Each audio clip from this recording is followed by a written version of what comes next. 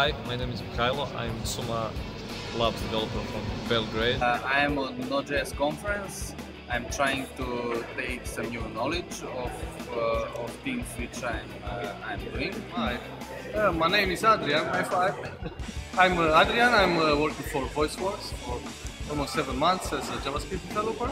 I work essentially on the backend with Node.js. I was pleased to find out that some of the solutions that our team chose for some of the projects, technology stack is almost the same as the one that was presented by some of the speakers here.